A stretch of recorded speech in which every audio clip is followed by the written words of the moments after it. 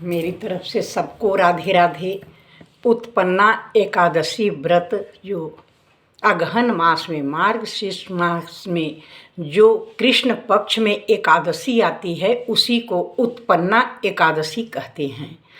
उत्पन्ना एकादशी के दिन अगर कोई भी व्रती कथा सुनता है तो उसके पूर्व जन्म, इस जन्म या कई जन्मों के पाप कट जाते हैं। तो कथा इस तरह से है कि सतयुग में मूर नामक राक्षस बहुत ही बलवान और बड़ा पराक्रमी था। देवताओं को बहुत सताता था। देवता उससे छिप कर के रहते थे। पृथ्वी पर विचरण करने लगे छुप छुप कर। फिर एक दिन ब्रह्मा जी के पास गए, बोले हमें मूर राक्षस से बचाइए। फिर शिव जी के पास गए। फिर शिव जी बोले कि नारायण के पास ही इसका हल प्राप्त होगा।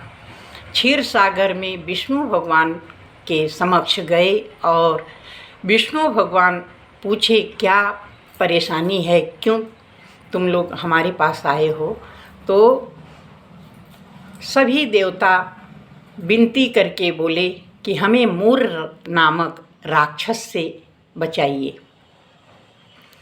फिर मूर नामक राक्षस से 10,000 वर्ष तक विष्णु भगवान की यानी नारायण की युद्ध हुआ और कुछ विश्राम के लिए एक बद्रिका आश्रम में 10,000 वर्ष युद्ध करते करते नारायण गुफा में जा कर के विश्राम करने के लिए आश्रम उसमें थोड़ा सा लेट गए और मूर राक्षस जो है वहाँ भी पीछे पीछे गया और ज्यों ही वार करना चाहा, ज्यों ही उन पर शस्त्र चलाना चाहा, त्यों ही नारायण के अंग से एक तेज पुंज शक्ति निकली स्त्री के रूप में और वो मूर राक्षस का वध कर दिया।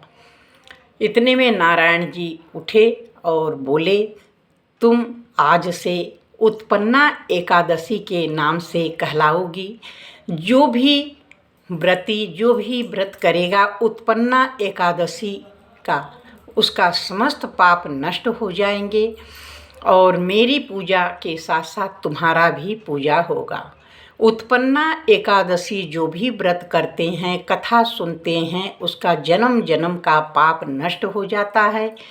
नियम यह है कि ब्रह्म मुहूर्त में उठें, नारायण लक्ष्मी सहित नारायण जी का पूजन करें, कथा सुने, हो सके तो रात्रि में जागरण करें। ये सब नियम है कथा का। जो व्रती अगर व्रत उठाना चाहता है तो ये उत्पन्ना एकादशी से शुरू भी कर सकता है। उत्पन्ना एकादशी व्रत करने मात्र से सारे कष्ट, क्लेश, आर्थिक तंगी, मनोकामना सब पूर्ण होती है और लास्ट में विष्णु धाम प्राप्त हो जाता है। तो राधे राधे दोस्तों, अगर ये आपको जानकारी अच्छी लगी हो तो ज़रूर शेयर करें, लाइक करें। नए हो तो सब्सक्राइब करना ना भूलें। कमेंट बॉक्स में ज़रूर राधे राधे लिखें। जय श्री राधे राधे।